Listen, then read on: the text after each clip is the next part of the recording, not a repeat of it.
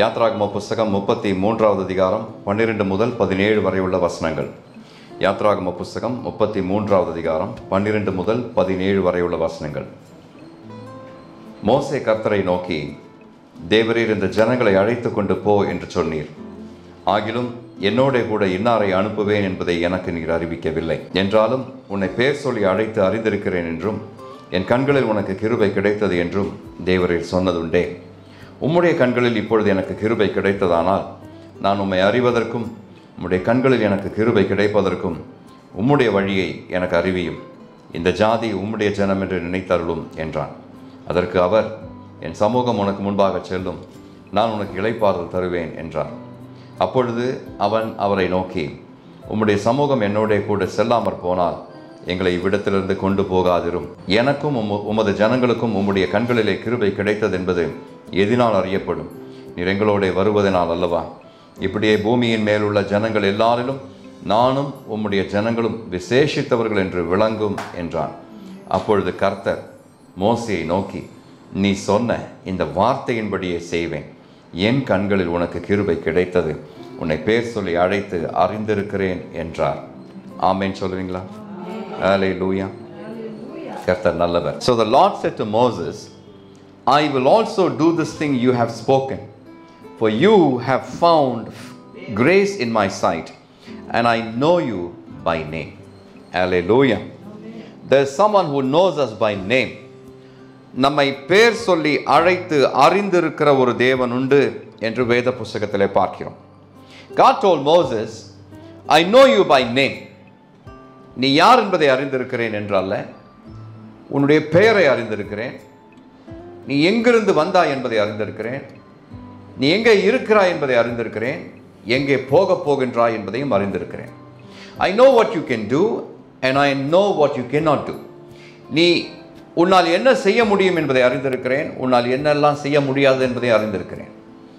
கர்த்தர் மோசே அழைத்த பொழுது அவன் மந்த நாவுள்ளவன், அவனால் வார்த்தையை பிசகாமல் பேச முடியாது என்று கர்த்தருக்கு ஏற்கனவே தெரிந்தும் அழைத்தார். It was not in the power of Moses' words, it was in the power of the one who sent him. Hallelujah. மோசேயினுடைய வாக்சாதுரியத்தினாலே பார்வோன் காரியங்களை நடப்பிக்க போகிறதில்லை.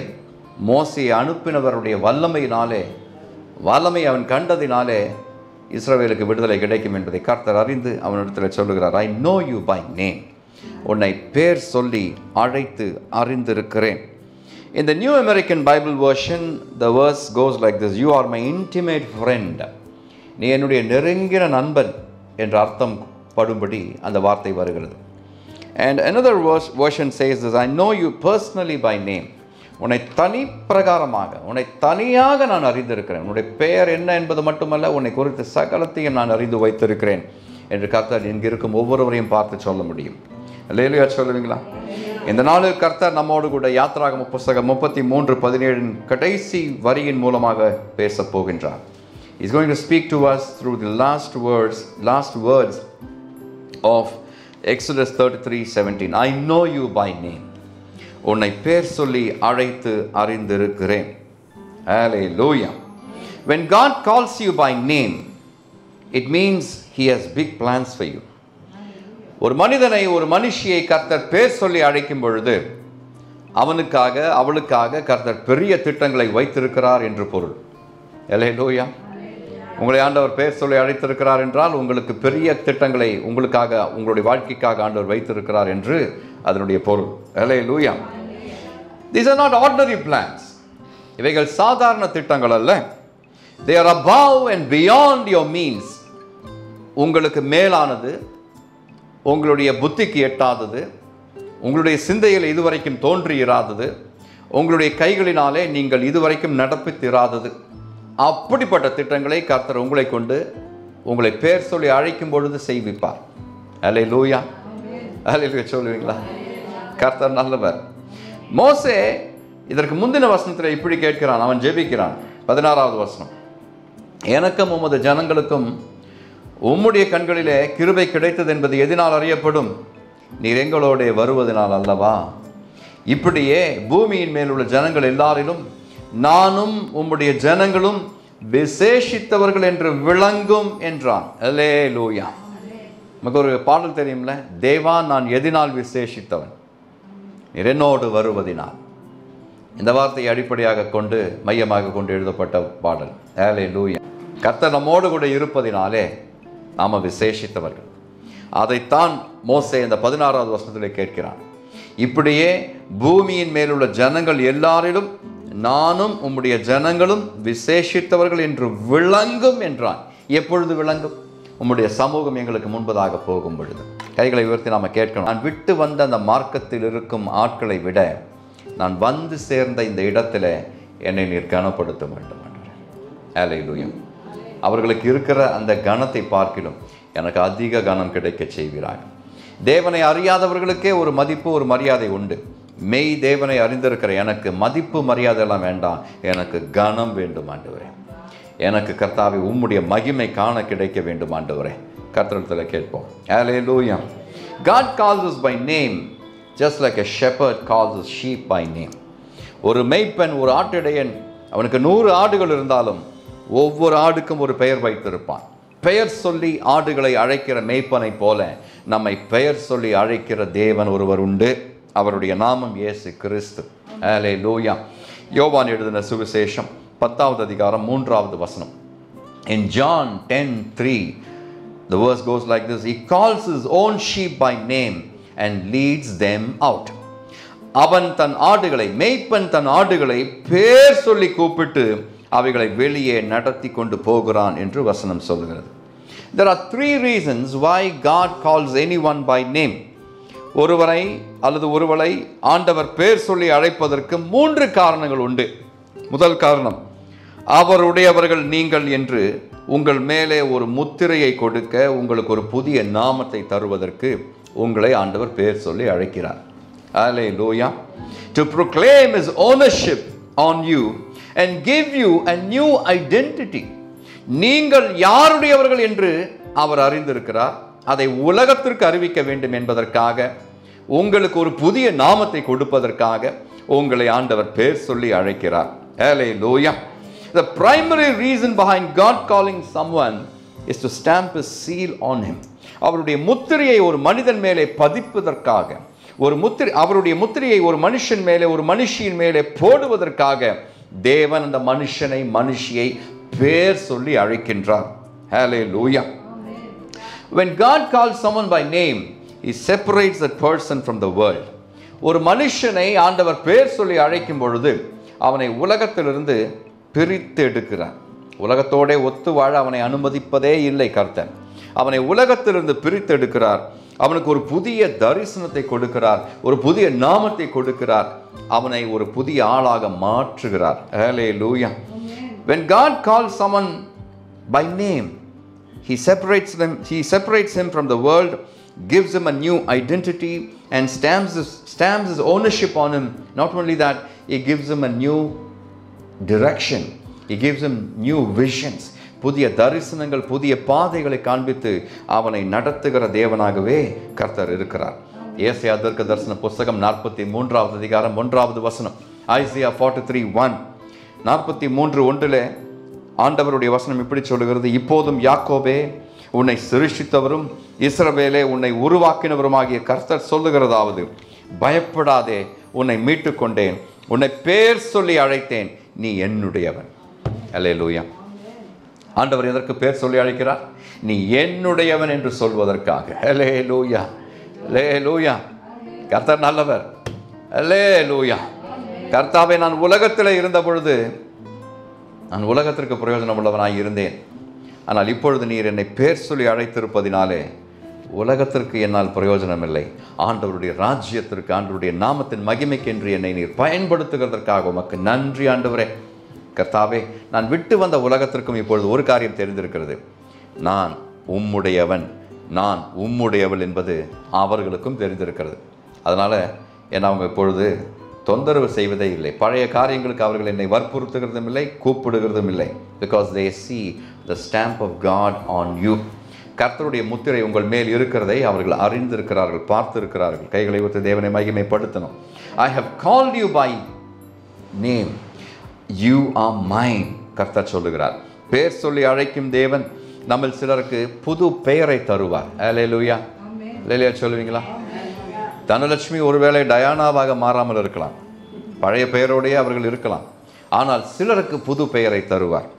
அல்லேலூயா. 32:24 ஆதியாகம புஸ்தகம் 32வது அதிகாரம் 24வது வசனத்தில் நம்ம வாசிக்கிறோம், யாக்கோபு கர்த்தருடைய தூதனுடன் விடியும் அளவு போராடினான். அங்கே தூதன் சொல்லுகிறான், கர்த்தருடைய தூதன் யாக்கோபை பார்த்து சொல்லுகிறான், நான் போகட்டும், பொழுது விடுகிறது என்று தூதன் சொன்னபோதும் யாக்கோபு சொல்லுகிறான், நீர் என்னை ஆசீர்வதித்தால் ஒழிய உம்மை போக விடேன். முதல்ல நீங்கள் ஒரு காரியம் செய்யணும் கர்த்தருடைய தூதனானவரே, நீங்கள் என்ன ஆசீர்வதிக்கணும். நீங்கள் ஆசீர்வதிக்கலைன்னா பொழுது விடிந்தாலும் சரி, பொழுது சாய்ந்தாலும் சரி, உம்மை நான் விட மாட்டேன். யாக்கோபுடைய தீர்மானம். அல்லேலூயா. அப்படி போராடி ஜெபிக்கிற ஒரு பழக்கம் நமக்கு உண்டா? இல்லை என்றால் ஜனவரி மாதத்தினுடைய இந்த தேதியில் 2025 அந்த புதிய பொருத்தினை ஏறெடுக்கும்படி கர்த்தரிடத்தில் உங்களிடத்தில் நான் அன்போடு கூட கர்த்தருடைய நாமத்தில் கேட்கிறேன். அல்லேலூயா. கர்த்தருடைய தூதன் யாக்கோபை பார்த்து, உன் பேர் என்ன என்று கேட்டார். அதற்கு யாக்கோபு சொல்லுகிறான், யாக்கோபு. உள்ளதை உள்ளபடியே சொன்னான், நான் ஏமாற்றுகிறவன் ஆண்டவரே, என் பேர் யாக்கோபு, எங்கள் அப்பா அம்மா வச்ச பேர் எத்தன், நான் யாக்கோபு. எனக்கு அது ஒரு தனி ஒரு கலை, அது நான் ஏமாற்றுவேன். என்னுடைய அண்ணனாக இருந்தாலும் சரி நான் ஏமாற்றுவேன், எனக்கு வேண்டியதை நான் எடுத்துக்கொள்வேன், தந்திரமாக எடுத்துக்கொள்வேன் என்று அவனுடைய பெயரை, அவனுடைய ஐடென்டிட்டியை கர்த்தருடைய தூதனிடத்திலே அவன் சொன்ன பொழுது தேவன் அவனை பார்த்து சொல்கிறார், இனி உன் பேர் யாக்கோபு எண்ணப்படாமல் இஸ்ரவேல் எண்ணப்படும். அல்லேலூயா. அப்பா, இது வரைக்கும் நீ வாழ்ந்த வாழ்க்கையெல்லாம் எனக்கு தெரியும், உன்னுடைய பேரும் தெரியும். ஆனால் உன்னுடைய வாயினாலே கடைசியாக ஒரு பாவ அறிக்கையை நீ நடத்த வேண்டும் என்பதற்காகவே உன் பெயரை நான் கேட்டேன். When Jacob said his name was Jacob, it was actually a confession of his old ways. It was a confession of his sinful ways. அவனுடைய பாவமான வாழ்க்கையை குறித்த ஒரு அறிக்கை தான் அவனுடைய பெயர். நீ உன் பெயர் என்ன என்று கேட்ட பொழுது it was not a casual question. God was asking him, what kind of a person are you? எப்படிப்பட்ட மனிதன் நீ என்று கேட்டதை யாக்கோபு உணர்ந்து சொல்கிறான், நான் ஏமாற்றுகிறவன் ஆண்டவரே, நான் யாக்கோபு. அப்படி தான் எங்கள் அப்பா அம்மா எனக்கு பேர் வச்சாங்க, அப்படி தான் இப்போவும் இருக்கிறேன், பெயரின்படியே நான் வாழ்ந்து கொண்டிருக்கிறேன். ஆனால் கர்த்தர் சொல்கிறார், உனக்கு ஒரு புதிய நாமத்தை நான் தருகிறேன், இது முதற்கொண்டு நீ யாக்கோபு எண்ணப்படாமல் இஸ்ரவேல் எண்ணப்படுவாய். அல்லேலூயா. காரணம் என்ன? கர்த்தருடைய தூதனானவர் சொல்கிறார், நீ தேவனோடும் மனிதனோடும் போராடி மேற்கொண்டாயே. அல்லேலூயா. அப்பாவை ஏமாத்தினேன், அண்ணனை ஏமாத்தினேன், அம்மாவோட கூட்டுச்சதி செய்து குடும்பத்தில் ஒரு பெரிய சஞ்சலத்தை கொண்டு வந்துட்டேன். ஆனால் கர்த்தராகிய நான் உன்னிடத்தில் சொல்லுகிறேன், இனி அப்படிப்பட்ட காரியங்கள் நீ செய்வதில்லை. உனக்கு ஒரு புதிய நாமத்தை நான் தருகிறேன். உன்னுடைய நாமத்தினாலே, உனக்கு நான் சூட்டும் புதிய பெயரினாலே ஒரு தேசமே அழைக்கப்படும், உருவாக்கப்படும் என்று கர்த்தர் சொல்லுகிறார். அல்லேலூயா. That's why God calls us by name even today, to give us a new identity. இன்றும் நம்மை பார்த்து ஆண்டவர் பெயர் சொல்லி அழைக்கும் பொழுது ஆண்டவர் நமக்கு ஒரு புதிய விலாசத்தை தருகிறார். He gives us a new identity. He gives us a new address. Hallelujah. முதல்ல கேர் ஆஃப் வேர்ல்ட் என்று இருந்தோம், இப்பொழுது care of God, care of godly kingdom, care of heaven என்று இருக்கிறோம். 2 கொரிந்தியர் 5வது அதிகாரம் 17வது வசனத்தில் அப்போஸ்தலனாகிய பவுல் இப்படி எழுதுகிறார், ஒருவன் கிறிஸ்துவுக்குள் இருந்தால் புது சிருஷ்டியாய் இருக்கிறான், பழையவைகள் எல்லாம் ஒழிந்து போயின, எல்லாம் புதிதாயின. அல்லேலூயா. That's what happened to Jacob.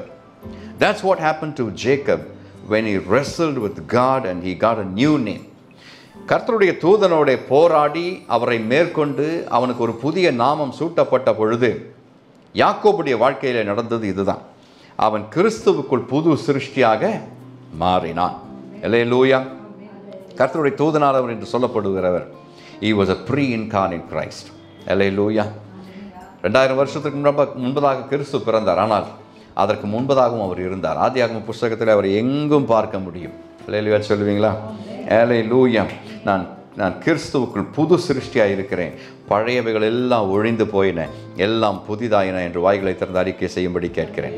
நான் கிறிஸ்துவுக்குள் புது சிருஷ்டி, நான் புதிய மனுஷன், புதிய மனுஷி, எனக்கு புதிய வாழ்க்கை உண்டு, புதிய தரிசனங்கள் உண்டு, நான் புதியனவாக படைக்கப்பட்டிருக்கிறேன், பழையவைகள் எல்லாம் ஒழிந்து போயின, எல்லாம் என்னுடைய வாழ்க்கையிலே புதிதாயின. ஆமென். In Genesis 17:5, In Genesis 17:5, ஆதியாகம புஸ்தகம் 17:5 கர்த்தர் ஆபிரகாமை பார்த்து இப்படி சொல்கிறார், இனி உன் பெயர் ஆபிராம் எண்ணப்படாமல் நான் உன்னை திரளான ஜாதிகளுக்கு தகப்பனாக ஏற்படுத்தினபடியால் உன் பெயர் ஆபிரகாம் எண்ணப்படும். ஆபிராம் என்ற பெயரை வைத்துக்கொண்டு ஒரு மனுஷன் இருந்தான். அவனை கர்த்தர் அழைத்து அவனுக்கு ஒரு புதிய நாமத்தை, புதிய பெயரை சூட்டுகிறார். இனி முதற்கொண்டு உன்னுடைய பெயர் ஆபிராம் அல்ல, ஆபிரகாம் என்று சொன்ன பொழுது அதனுடைய அர்த்தம் என்ன? The word Abraham means exalted father. Abram என்னும் நாமத்திற்கு அர்த்தம் என்ன தெரியுங்களா? கனம் பொருந்தின அல்லது மேன்மைப்படுத்தப்பட்ட தகப்பன், exalted father. பட் அதை விட கனமுள்ள, அதை விட மகிமையான ஒரு புதிய பெயரை ஆபிராமுக்கு ஆண்டவர் கொடுக்கிறார். அந்த பெயர் என்ன? ஆபிரகாம். அந்த ஆபிரகாம் என்னும் நாமத்திற்கு என்ன அர்த்தம்? Abraham means this, father of many nations. Hallelujah. ஆபிராமே, நீ வெறும் ஆபிராமாக இருந்தால் நீ மேன்மைப்படுத்தப்பட்ட தகப்பனாகவே இருப்பாய். உனக்கு பிறக்கும் மக்கள் மட்டுமே, உனக்கு பிறக்கும் பிள்ளைகள் மட்டுமே உன்னை மேன்மைப்படுத்துவார்கள், கனப்படுத்துவார்கள். ஆனால் உன்னுடைய பெயரை ஆபிராம் என்பதிலிருந்து ஆபிரகாம் என்று நான் மாற்றும் பொழுது தேசங்களின் பிதாவாக நீ மாறுகிறாய். அல்லேலூயா சொல்வீங்களா? விசுவாச சமூகத்தினுடைய தகப்பனாக நீ மாறுகிறாய் என்று கர்த்தர் அவனை பார்த்து சொல்லுகிறதை பார்க்கிறோம். அல்லேலூயா. Abraham, father of many, father of the faithful. Hallelujah. யோவான் 1:42. John 1:42. Jesus looked at him and said, you are Simon, son of John. You will be called Cephas, which means Peter. இயேசு அவனை பார்த்து, நீ யோனாவின் மகனாகிய சீமோன், அல்லேலூயா, நீ கேபா என்னப்படுவாய் என்றார். கேபா என்பதற்கு பேதுரு என்று அர்த்தமா. அல்லேலூயா. சீமோன் என்பது நல்ல பெயர். There's nothing wrong with that name. Simon is a very good name. I have somebody I have a relative who goes by the name Simon. Simon is a good name. ஆனால் சீமோனை ஆண்டவர் அழைத்து அவனுக்கு ஒரு புது நாமத்தை சூட்டுகிறார். இன்று முதற்கொண்டு உன்னுடைய பெயர் சேஃபஸ், கேபா என்று எண்ணப்படுவாய். கேபா என்ன? கேபான என்ன? ராக். அல்லேலூயா. ராக், பாறையை போன்ற உறுதி உள்ளவன். பாறையை போன்ற கடினம் உள்ளவன் என்று சொல்லக்கூடாது, பாறையை போல உறுதி உள்ளவன். அல்லேலூயா. சீமோன் என்னும் நாமத்தை உடையவனாய் இருக்கிற பேதுரு எளிதிலே அசைகிறவன். His faith always wavers. அவனுக்கு எதிலுமே ஒரு திட நம்பிக்கை கிடையாது. ஆனால் அவன் இயேசுவின் பின்னாலே வந்த பிறகு, புதிய நாமம் சூட்டப்பட்ட பிறகு அவனுக்கு ஒரு உறுதியை ஆண்டவர் கொடுக்கிறார். அல்லேலூயா. அல்லேலூயா சொல்லுவீங்களா? உறுதி உள்ளவனாக அந்த விசுவாசி, அந்த சீஷனை ஆண்டவர் மாற்றுகிறார். Simon means one who hears and obeys. அவனுக்கு இருந்த பழைய நாமம் என்ன? சீமோன். சீமோன்னா என்ன அர்த்தம்? கேட்டு அப்படியே செய்கிறவன். One who hears and obeys. But Jesus wanted him to move from simple obedience to a man of unshakable faith. சாதாரண விசுவாசியாக இருக்கும் சீமோனே, கேட்டதை அப்படியே நீ அனுசரிக்கிறாய், நல்லது. ஆனால் அந்த இடத்திலிருந்து, சாதாரண விசுவாசி எனும் நிலைமையிலிருந்து உன்னை அப்போஸ்தலர்களில் பிரதானியாக நான் மாற்றுகிறேன். கைகளை உயர்த்தி தேவனை மகிமைப்படுத்தணும். அல்லேலூயா. இன்னைக்கு சாதாரண விசுவாசி, நாளைக்கு ஆண்டவர் உங்களை கொண்டு தேவனுடைய ராஜ்யத்தின் பெரிய வேலைகளை ஆண்டவர் செய்விப்பார் என்ற நம்பிக்கை இருந்தால் கைகளை உயர்த்தி தேவனை மகிமைப்படுத்தும்படி கேட்கிறேன். Today you are just Simon, but tomorrow I am Peter, I am Cephas, I am the rock of unshakable faith. Hallelujah. Peter means rock. The second reason why God calls someone by name is to save him. இரண்டாவது காரணம், தேவன் ஒரு மனுஷனை பெயர் சொல்லி அழைக்கிறதனுடைய இரண்டாவது காரணம் என்ன? அவனை ரட்சிப்பதற்காக. முதல் காரணம் என்ன? நீங்கள் மறந்து விட்டு இருப்பீர்கள் என்று நினைக்கிறேன், அதனால கேட்கிறேன். ஆண்டவர் ஒரு மனுஷனை பெயர் சொல்லி அழைப்பதனுடைய முதல் காரணம் என்ன? To put his stamp of approval on him and say, you are mine. நீ என்னுடையவன் என்று சொல்வதற்காக அவனை பெயர் சொல்லி அழைக்கிறார். முதல் காரணம். இரண்டாவது காரணம், அவனை ரட்சிப்பதற்காக ஆண்டவர் பெயர் சொல்லி அழைக்கிறார். அப்போஸ்தலர் நடபடிகள் 9:3-4 The book of Acts chapter 9 verse 3 and 4.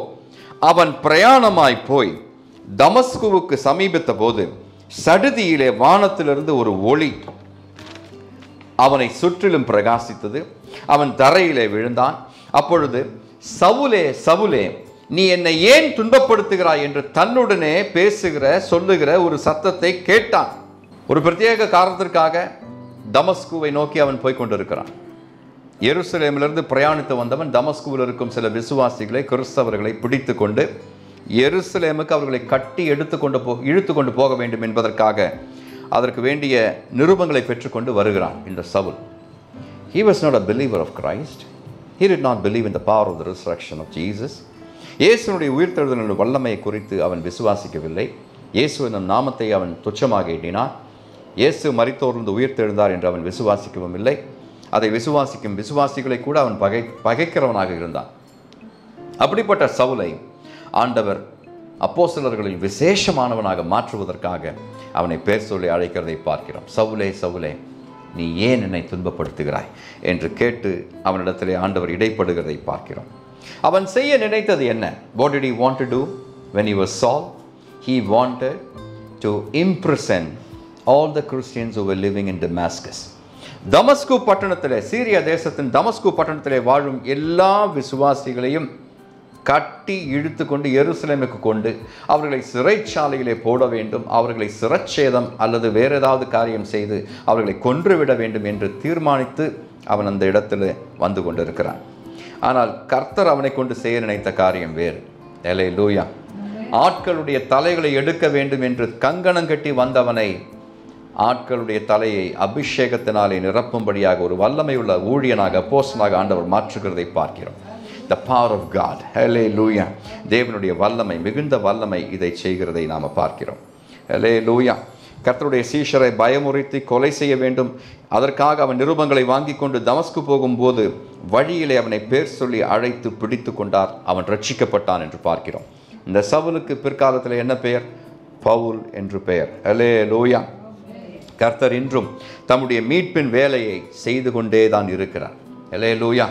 ஒரு காலத்தில் ஊழியத்தை துச்சமாகவும் ஊழியர்களை வெறுப்போடவும் பார்த்து கொண்டிருந்த அநேகரை இன்று ஊழியர்களாக ஆண்டவர் மாற்றி இருப்பது அல்லேலூயா எத்தனை பேருக்கு தெரியும்? கர்த்தர் நல்லவர்.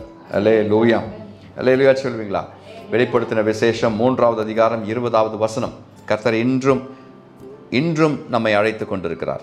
இயேசு கிறிஸ்துனுடைய வார்த்தை இப்படி சொல்லுகிறது, இதோ வாசற்படியிலே நின்று தட்டுகிறேன், ஒருவன் என் சத்தத்தை கேட்டு கதவை திறந்தால் அவனிடத்தில் நான் பிரவேசித்து அவனோட போஜனம் பண்ணுவேன், அவனும் என்னோட போஜனம் பண்ணுவான்.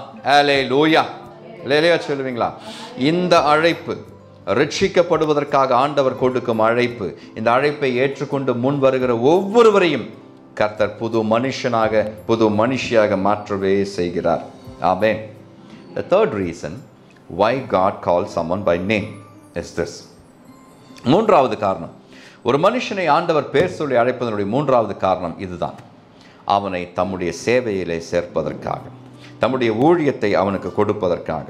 The third reason why God calls someone by name is to commission him for his work. தம்முடைய வேலையை அவனுக்கு கொடுப்பதற்காக, தம்முடைய ஊழியத்தை நிறைவேற்ற அவனை அழைப்பதற்காகவே அவனை பேர் சொல்லி தேவன் அழைக்கிறார். ஆமென் சொல்லுவீங்களா? தேவன் ஒருவனை பேர் சொல்லி அழைப்பதனுடைய மூன்றாவது நோக்கம் தம்முடைய வேலைக்கென்று அவனை நியமிக்க வேண்டும், ஏற்படுத்த வேண்டும் என்பதுவே. மார்க்கு எழுதின சுவிசேஷம் 1வது அதிகாரம் 16-17 வசனங்கள். The Gospel of Mark chapter 1 verse 16 and 17. அவர் கலீலியா கடலோரமாய் நடந்து போகையில் மீன் பிடிக்கிறவர்களாய் இருந்த சீமோனும் அவன் சகோதரன் அந்திரேயாவும் கடலில் வலை போட்டு கொண்டிருக்கிற பொழுது அவர்களை கண்டார். இயேசு அவர்களை நோக்கி, என் பின்னே வாருங்கள், உங்களை மனுஷர்களை பிடிக்கிறவராக்குவேன் என்றார். அல்லேலூயா. சீஷர்கள் அழைக்கப்படுகிறார்கள். முதல் சீஷர்கள் அழைக்கப்படுகிறதை பார்க்கிறோம்.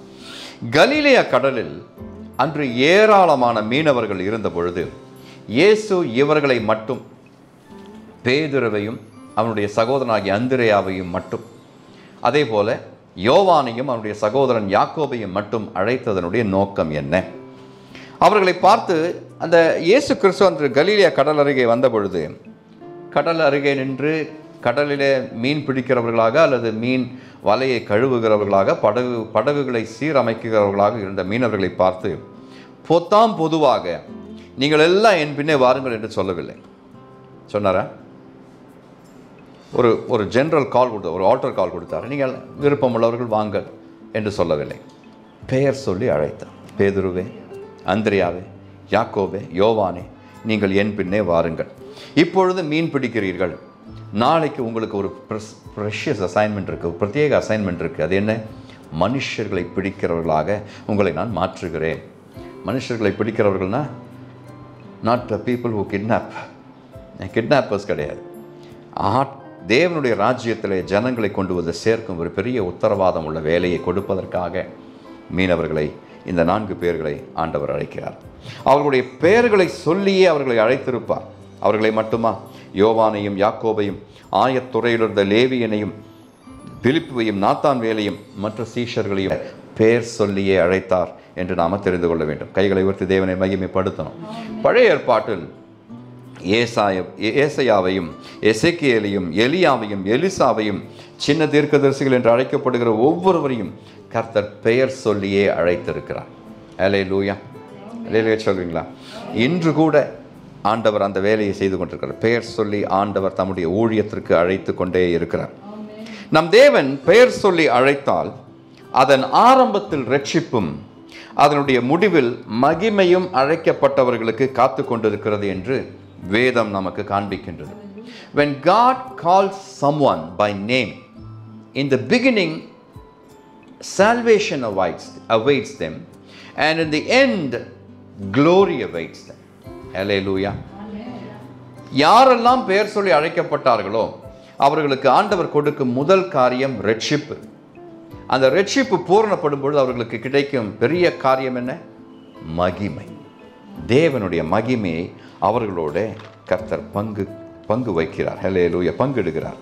ரோமருக்கு எழுதப்பட்ட நிருபம் 8வது அதிகாரம் 30வது வசனம், ரோமன்ஸ் 8:30. எவர்களை முன் குறித்தாரோ அவர்களை அழைத்தும் இருக்கிறார், எவர்களை அழைத்தாரோ அவர்களை நீதிமான்களாக்கியும் இருக்கிறார், எவர்களை நீதிமான்களாக்கினாரோ அவர்களை மகிமைப்படுத்தியும் இருக்கிறார் என்று வேதம் சொல்லுகிறது. ஹல்லேலூயா. இந்த படியில் நீங்கள் எங்கே நிற்கிறீர்கள் என்று நீங்கள் தெரிந்து கொள்ள வேண்டும். யாரும் மகிமையின் படியில் இது வரைக்கும் வரல. மகிமையின் படியில் வந்தால் காரியம் முடிஞ்சுது என்று அர்த்தம். கர்த்தர் நம்முடைய வாழ்க்கையை எந்த இடத்துல வைத்திருக்கிறார் என்று நம்ம தெரிந்து கொள்ள வேண்டும். முன் குறிக்கப்பட்டவர்களாகவே இருக்கிறோமா, அல்லது அழைக்கப்பட்டவர்களாக இருக்கிறோமா, நீதிமான்கள் ஆக்கப்பட்டவர்களாக இருக்கிறோமா, மகிமைக்கு நேராக போய்கொண்டிருக்கிறவர்களாக, ஒவ்வொரு நாளும் பரிசுத்தமாகிறதை நாம் விரும்புகிறவர்களாக நாம் இருக்கிறோமா? கர்த்தர் உங்களுக்கு அதை வெளிப்படுத்துவாராக. அழைக்கும் தேவன் ஒருபோதும் அழைக்கப்பட்டவர்களை, அழைப்பிலே நிலை நிற்கிறவர்களை கைவிடுவதே இல்லை. இது வேதம் நமக்கு காண்பிக்கும் ஒரு சத்தியம். God does not abandon or forsake those whom he calls. அழைக்கப்பட்டவர்களை, அந்த அழைப்பிலே நிலை நிற்க வேண்டும் என்று எல்லா பிரயாசங்களையும் ஏறெடுக்கிறவர்களை கர்த்தர் ஒருபோதும் கைவிடுகிறதே இல்லை. நான் இதுவரைக்கும் பார்த்ததில்லை. வேத புஸ்தகத்தை பலமுறை வாசித்து பார்த்திருக்கிறேன். ஆதியாகம புஸ்தகம் முதற்கொண்டு வெளிப்படுத்தின விசேஷம் வரைக்கும் என்னுடைய வாழ்க்கையின் அனுபவத்தில், நான் என்னுடைய சொந்த வாழ்க்கையின் அனுபவத்திலே சொல்ல முடியும், என்னை அழைத்த தேவன் இதுவரைக்கும் என்னை கைவிட்டதே இல்லை. கைவிட்டதைப் போல நான் நினைத்தது உண்டு, நான் கைவிடவே இல்லை. இதோடு கூட முடிந்தது என்று நினைத்த நாட்கள் உண்டு. ஊழியம் போதும் என்று நினைத்த நாட்கள் உண்டு. விட்டு போய்விடலாம் என்று நினைத்த நாட்கள் உண்டு. ஆனால் அழைத்த தேவன் உண்மை உள்ளவராகவே இருந்திருக்கிறார். அல்லேலூயா சொல்வீங்களா? நான் சுற்றிலும் பார்க்கிறேன், அநேக ஊழியர்களை பார்க்கிறேன். உண்மையாகவே அழைக்கப்பட்டவர்கள் யாருமே கைவிடப்பட்டவர்களாக இல்லை. அல்லேலூயா. கர்த்தர் நல்லவர். ஊழியத்தில் சோர்வும் கசப்பும் எதிர்ப்பும் வரும்போது அவர் நமக்கு நினைப்பூட்டுவார். என்ன நினைப்பூட்டுவார்? 1 தெசலோனிக்கேயர் 5:24 சொல்லப்பட்ட அந்த வசனத்தை அவர் நமக்கு நினைப்பூட்டுவார். உங்களை அழைக்கிறவர் உண்மை உள்ளவர், அவர் அப்படியே செய்வார். அல்லேலூயா. உங்களை அழைக்கிறவர் உண்மை உள்ளவர், அவர் அப்படியே செய்வார். He will do it exactly as he promised. எப்படியே செய்வார்? நம்முடைய ஆவி, ஆத்துமா, சரீரம் முழுவதும் கர்த்தராகிய இயேசு கிறிஸ்து வரும்போது குற்றமற்றதாய் இருக்கும்படி செய்வார். அல்லேலூயா. Faithful is he that calleth you, who also will do it என்று ஆண்டவர் சொல்லும்பொழுது ஆண்டவர் நமக்கு வாக்கு பண்ணுகிற காரியம், நீ அழைக்கப்பட்டது எதற்கு? பரிசுத்தமாக்கப்படுவதற்கு, தேவனுடைய நாமம் உன்மேலே முத்திரையாக போடப்படுவதற்கு, உன்னை நீதிமான் ஆக்கப்படுவதற்கு, நீ பரிசுத்தமாக வேண்டும் என்பதை ஆண்டவர் விரும்பினதனாலே கர்த்தர் உன்னை அழைத்திருக்கிறார். உனக்கு சேவையை கொடுத்தார், ஊழியத்தை கொடுத்தார், கடைசியிலே மகிமையும் கொடுப்பேன் என்று வாக்கு பண்ணுகிற தேவன் நம்மை பார்த்து சொல்லுகிறார், இயேசு கிறிஸ்துனுடைய பிரசன்னமாகுதலை விரும்புகிறவர்களாக நீங்களும் நானும் இருக்கும் பொழுது, அவர் வெளிப்படும் பொழுது அவர் இருக்கிற வண்ணமாகவே நாமும் இருப்போம். எத்தனை பேருக்கு அந்த விசுவாசம் உண்டு? அவர் வெளிப்படும் பொழுது அவர் இயேசு கிறிஸ்து இருக்கிற வண்ணமாகவே நானும் மாறுவேன், நானும் இருப்பேன். அந்த பெரிய நம்பிக்கை ஒவ்வொரு விசுவாசிக்கும் இருக்க வேண்டும். அல்லேலூயா. what a great promise, what a great promise. கிறிஸ்து வெளிப்படும் பொழுது அவர் இருக்கிற வண்ணமாகவே நானும் இருப்பேன். அப்படின்னா அவருடைய மகிமை, அவருக்கு இருக்கும் அந்த பரிசுத்தம் எனக்கும் நிறைவாக அந்த நாளில் தான் கிடைக்கும். இப்பொழுது அந்த பரிசுத்தம் அந்த அளவுக்கு இல்லை, அந்த அளவுக்கு கனம் இருக்கிறது, அந்த அளவுக்கு மகிமையெல்லாம் நமக்கு இல்லை. ஆனால் அவர் வெளிப்படும் நாளிலே அதை பூர்ணமாக நமக்கு தரவே செய்வார். அல்லேலூயா. நம்மை பேர் சொல்லி அழைக்கும் தேவன் தம் அழைப்பிற்கு நம்மிடத்தில் எதிர்பார்க்கும் 3 காரியங்கள் உண்டு. பேர் சொல்லி நம்மை அழைக்கிறார். 3 காரணங்களை சொன்னேன். எதற்காக நம்மை அழைக்கிறார் என்று சொன்னேன். நீ என்னுடையவன் என்று சொல்வதற்காக, அவருடைய முத்திரையை நம்மேலே போடுவதற்காக. முதல் காரணம். 2வது காரணம் என்ன சொன்னேன்? why does he call us? to save us. நம்மை ரட்சிப்பதற்காக நம்மை பேர் சொல்லி அழைக்கிறார். சவுலை அப்படித்தான் ஆண்டவர் அழைத்து பவுலாக மாற்றினார். 3வது என்ன சொன்னேன்? ஊழியத்திற்கு நம்மை ஏற்படுத்துவதற்காக நம்மை அழைக்கிறார். இந்த 3 காரணங்களுக்காக தேவன் நம்மை அழைத்தாலும், நம்மை அழைக்கும் பொழுது நம்மிடத்தில் 3 காரியங்கள் இருக்க வேண்டும் என்றும் கர்த்தர் எதிர்பார்க்கிறார். இந்த காரியங்களை ஒவ்வொன்றாக உங்களுக்கு சொல்லுகிறேன், கேட்டுக்கொள்ளுங்கள். when God calls you by name, he expects 3 responses from you. ஒருவனை ஆண்டவர் அழைக்கும் பொழுது அவனிடத்திலிருந்து 3 காரியங்கள் மறுமொழியாக வர வேண்டும் என்று கர்த்தர் எதிர்பார்க்கிறார். வாழ்க்கையில் 3 காரியங்கள் நடக்க வேண்டும் என்று கர்த்தர் லட்சியப்படுத்துகிறார். முதல் காரியம், he wants you to respond positively. பேர் சொல்லி அழைக்கும் தேவன் he will not take no for an answer. He wants a positive answer from you. அல்லேலூயா. நாளைக்கு வருகிறேன் என்று ஊழியத்திற்கு அழைக்கப்பட்ட யாருமே சொல்ல முடியாது. நான் சொல்லி பார்த்தேன், ஆண்டவர் விடலை, பிடித்து கொண்டார். நாளைக்கு ரட்சிக்கப்படுவேன் ஆண்டவரே, நாளைக்கு ஞானஸ்தானம் எடுத்துக்கணும். இல்லை, ஆண்டவர் விட மாட்டார். நாளைக்கு உன்னுடைய கையில் இல்லை. நாளைக்கு ஞானஸ்தானம், அடுத்த மாதம் ஞானஸ்தானம், அடுத்த வருஷம் பார்க்கலான்னா பார்த்துக்கிட்டே இருக்க வேண்டியது தான். அப்படியெல்லாம் ஆண்டவர் காத்து கொண்டு இருக்க மாட்டார்.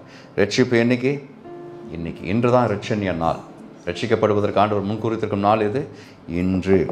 1 சாமுவேலின் புஸ்தகம் 3வது அதிகாரம் 10வது வசனத்திலே, பிள்ளையாண்டான் சாமுவேலை போல அவனுடைய பெயர் அழைக்கப்பட்டதை அவன் கேட்ட பொழுது, what was his response? சொல்லும் ஆண்டவரே, அடியேன் கேட்கிறேன். சொல்லும் ஆண்டவரே, அடியேன் கேட்கிறேன் என்று சொன்னானே, அது போல ஒரு ரெஸ்பான்ஸை ஆண்டவர் நம்மிடத்தில் எதிர்பார்க்கிறார். I'm here Lord, you speak to me. Speak to me now Lord. பேசும் ஆண்டவரே என்று சொல்லுகிறவர்களாக நாம் இருக்க வேண்டும். ஏசாயா 6:8 ஏசாயா தீர்க்கதரிசன புஸ்தகம் 6வது அதிகாரம் 8வது வசனத்தில் கர்த்தர் பொதுவாக ஒரு காரியத்தை கேட்கிறார், ஒரு கேள்வியை எழுப்புகிறார். யாரை நான் அனுப்புவேன்? யார் நம்முடைய காரியமாய் போவான் என்று உரைக்கிற ஆண்டவருடைய சத்தத்தை ஏசாயா கேட்ட பொழுது ஏசாயாவுடைய ரெஸ்பான்ஸ் எப்படி இருந்தது தெரியுங்களா? அவன் சொல்கிறான், இதோ அடியேன் இருக்கிறேன், என்னை அனுப்பு. யாரை அனுப்புவேன் என்று கர்த்தர் நிற்கிறார். யார் நமது காரியமாய் போவான் என்று கர்த்தர் தம்முடனே பேசி கொண்டிருக்கிறார். அப்பொழுது ஏசாயா அந்த சத்தத்தை கேட்டு சொல்கிறான், இதோ நான் இருக்கிறேன் ஆண்டவரே, அடியேனை அனுப்பு. அல்லேலூயா. வாட் அ கிரேட் ரெஸ்பான்ஸ் பாருங்கள், வாட் அ வில்லிங் ரெஸ்பான்ஸ். அதனால தான் ஏசாயாவுக்கு அத்தனை மகிமையான தரிசனங்களையும் தீர்க்க தரிசனங்களையும் ஆண்டவர் கொடுத்தார். The second response that God wants from us is this. He wants you to trust Him that He will reward you.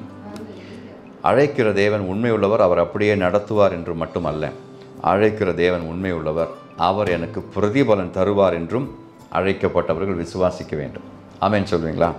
அல்லேலூயா. ஏசாயா தீர்க்கதரிசன புஸ்தகம் 45:19. In Isaiah 45:19, God says a special thing, and that's a great verse that gives us great hope about a great reward. பெரிதான ஒரு பலன் நமக்காக காத்து கொண்டிருக்கிறது என்ற நம்பிக்கையை ஊட்டும் பெரிய ஒரு வார்த்தை அது. அவர் சொல்லுகிறார், நான் அந்த ரங்கத்திலும் பூமியின் அந்தகாரமான இடத்திலும் பேசினதில்லை. I don't waste my words. I don't speak in void. அவர் அந்தகாரத்திலும் அந்த ரங்கத்திலும் பேசின பொழுது உலகங்கள் உண்டானது. He spoke into void and from nothing everything came about. அந்த ஒரு முறை மட்டும்தான் அவர் அந்த ரங்கத்திலும் அந்தகாரத்திலும் பேசினார். அதற்கு பிறகு கர்த்தர் பேசினதெல்லாம் நம்மோடு தான், ஒரு நோக்கத்தோடு தான் அவர் பேசுகிறார். விருதாவாக என்னை தேடுங்கள் என்று நான் யாக்கோபின் சந்ததிக்கு சொன்னதும் இல்லை. நான் நீதியை பேசி யதார்த்தமானவைகளை அறிவிக்கிற கர்த்தர் என்று கர்த்தர் சொல்லுகிறார். ஹல்லேலூயா. என்ன சொல்றாரு? விருதாவாக என்னை தேடுங்கள் என்று யாக்கோபின் சந்ததிக்கு சொன்னதில்லை. நீ என்னை பின்பற்றி வா என்று யாரிடமாவது நான் சொல்லி இருக்கிறேன் என்றால் அவனுக்கு உரிய பிரதிபலனை நான் ஆயத்தம் பண்ணிவிட்டு தான் அவனை அழைக்கிறேன். கர்த்தர் சொல்லுகிறார்.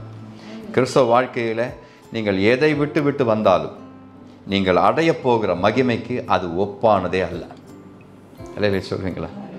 நீங்கள் சொத்தை விட்டுட்டு வரலாம், உறவுகளை விட்டுட்டு வரலாம், பெரிய பணம், புகழ், பேர் எல்லாவற்றையும் நீங்கள் விட்டுட்டு வரலாம். ஆனால் உங்களுக்காக காத்து கொண்டிருக்கும் பிரதிபலன் அப்படிப்பட்டது. நீங்கள் விட்டுவிடும் காரியத்திற்கு ஒரு ஈடு இணையே கிடையாது. அவ்வளவு மகிமையான காரியத்தை ஆண்டவர் உங்களுக்காக ஆயத்தம் பண்ணிவிட்டு தான் உங்களை அழைக்கிறார். விருதாவாக என்னை தேடுங்கள் என்று நான் யாக்கோபின் சந்ததிக்கு சொன்னதும் இல்லை என்று கர்த்தர் சொல்கிறார். ஆமென். நீதிமொழிகள் 23:18. நீதிமொழிகள் 23:18 சாலமோன் சொல்லுகிறான், நிச்சயமாகவே முடிவு உண்டு, நம்பிக்கை வீண் போகாது. நீ எதற்காக இயேசுவை பின்பற்றி வந்தாயோ அந்த காரியத்தை ஆண்டவர் உனக்கு கொடுக்கவே செய்வார். நித்திய ஜீவனை தருவார், பரிசுத்தத்தை தருவார், சமாதானத்தை தருவார், உன்னுடைய வாழ்க்கையை பொறுப்பெடுத்துக் கொள்வார், உன் சந்ததிகளை ஆசீர்வதிப்பார். கர்த்தருடைய வருகை மட்டும் நிற்கும் உன்னுடைய கடைசி சந்ததிக்கும் அவர் உத்தரவாதம் செய்கிறார். விருதாவாக என்னை பின்பற்றுங்கள் என்று நான் யாரிடத்திலும் சொன்னது இல்லை என்று கர்த்தர் சொல்லுகிறார். ஆமென். சொல்லுவீங்களா? கடைசியாக ஆண்டவர் நம்மிடத்தில் எதிர்பார்க்கும் ஒரு காரியம், He wants you to yield yourself to Him, to be renewed on the way. 1 ராஜாக்களின் புஸ்தகம் 19வது அதிகாரம் 1 ராஜாக்கள் 19:7-8 ஆண்டவர் எலியாவுடனே பேசுகிற ஒரு காட்சியை நம்ம பார்க்கிறோம். 7-8 1 ராஜாக்கள் 19:7-8. கர்த்தருடைய தூதன் திரும்ப 2ஆம் தரம் வந்து அவனை தட்டி எழுப்பி, எழுந்திருந்து போஜனம் பண்ணு, நீ பண்ண வேண்டிய பிரயாணம் வெகு தூரம் என்றான். அப்பொழுது எலியா எழுந்திருந்து புசித்து குடித்து அந்த போஜனத்தின் பலத்தினால் 40 நாள் இரவு பகல் ஓரேப் என்னும் தேவனுடைய பர்வதம் மட்டும் நடந்து போனான் என்று பார்க்கிறோம். அல்லேலூயா. இதற்கு முந்தின வாசனங்களிலே பார்க்கிறோம், எலியாவுக்கு வேண்டிய உணவு கொடுக்கப்பட்டது, பஞ்ச காலத்திலும் அவன் போஷிக்கப்பட்டான். தேசத்தில் எங்குமே உணவு இல்லை, ஆனால் இவனுக்கு உணவை காகங்கள் கொண்டு வந்து கொண்டிருந்தது. கேரித்த நதி அவனுக்கு வேண்டிய நீரை கொடுத்து கொண்டிருந்தது. கேரித்த நதி வற்றின உடனே காகங்களும் தன்னுடைய வேலையை நிறுத்த கர்த்தர் உத்தரவு கொடுத்தார். அங்கிருந்து அவனை சாரிபாத் என்னும் ஊருக்கு ஒரு விதவையின் வீட்டுக்கு அனுப்புகிறார். அந்த விதவை கொஞ்சம் மாவை வைத்துக்கொண்டு அப்பத்தை செய்து மகனுக்கு கொடுத்து தானும் கொஞ்சம் பிட்டு தின்று உயிரை மாய்த்து கொள்ளலாம் என்று இருக்கும் பொழுது இன்னும் ஒரு ஊழியருடைய, இன்னும் ஒரு மனுஷனுடைய, இன்னும் ஒரு உயிருடைய பொறுப்பை சாரிபாத் விதவைக்கு ஆண்டவர் கொடுக்கிறார். அவள் நொந்து கொண்டிருக்கிறாள். நானே எனக்கு ஒன்றும் இல்லாமல் இருக்கும் பொழுது ஒரு ஊழியனையும் பொறுப்படுத்திக் கொள்ள வேண்டும் என்றால் எப்படி என்று கேட்கும் பொழுது கர்த்தர் அவளுக்கு ஒரு அற்புதத்தை செய்கிறதை பார்க்கிறோம். அல்லேலூயா. உணவு கிடைக்கிறது, எல்லாம் கிடைக்கிறது. ஆனால் அங்கிருந்தும் அவன் போக வேண்டிய தூரம் அதிகமாக இருப்பதனாலே, நிறைய தூரம் அவன் சந்தரிக்க வேண்டி இருப்பதனாலே அவன் சோர்ந்து போகிறான். சோர்ந்து போகும் பொழுது கர்த்தருடைய தூதன் வந்து அவனை தட்டி எழுப்பி சொல்லுகிறான், நீ போக வேண்டிய தூரம், நீ பண்ண வேண்டிய பிரயாணம் இன்னும் அதிகமாக இருக்கிறது என்று சொல்லி அவனுக்கு வேண்டியதை கொடுக்கிறார். இல்லையா? சொல்லுவீங்களா? 7-8 வசனம். அப்பொழுது அவன் எழுந்திருந்து புசித்து குடித்து அந்த போஜனத்தின், அந்த ஒரே போஜனத்தின் பலத்தினாலே 40 நாள் இரவு பகல் ஓரேப் என்னும் தேவனுடைய பர்வதம் மட்டும் நடந்து போனான் என்று வேதம் சொல்லுகிறது. அல்லேலூயா. 40 is very significant. 40 வருஷங்கள் வனாந்தர அனுபவம். இங்கே எலியா 40 நாட்கள் ஒரே ஆகாரத்தினுடைய பலத்தினாலே நடக்கிறதை பார்க்கிறோம். அந்த ஆகாரம் என்ன? பரிசுத்த ஆவியானுடைய அபிஷேகம். அல்லேலூயா. பரிசுத்த ஆவியானுடைய அபிஷேகம் உங்களுக்கு கொடுக்க பெற்றால், கிடைக்க பெற்றால் உங்களுடைய வாழ்க்கை முழுவதும் அது உங்களை நடத்தும். என்ன சோர்வுகள் வந்தாலும், என்ன கலக்கங்கள் வந்தாலும் அந்த ஆகாரத்தின் பலத்தினாலே ஓரேபு பர்வதம் மட்டும், தேவனுடைய பர்வதமாகிய ஓரேபு மட்டும் நீங்கள் நடந்து போக, கர்த்தருடைய ராஜ்யம் வரும் வரைக்கும் நீங்கள் இருக்க வேண்டும் என்று கர்த்தர் தீர்மானித்தாலும் அந்த அபிஷேகத்தின் வல்லமையினாலே நீங்கள் நிலை நிற்க முடியும் என்று கர்த்தர் சொல்லுகிறார். ஆனால் அதற்கு என்ன செய்ய வேண்டும்? எலியாவே, உன்னை பூர்ணமாக கர்த்தருடைய கைகளிலே ஒப்புக்கொடு. yield yourself. நடக்கும் பொழுதே உனக்கு வேண்டிய பேலன் கிடைக்கும் என்பதை நீ விசுவாசி என்று கர்த்தர் சொல்லுகிறார்.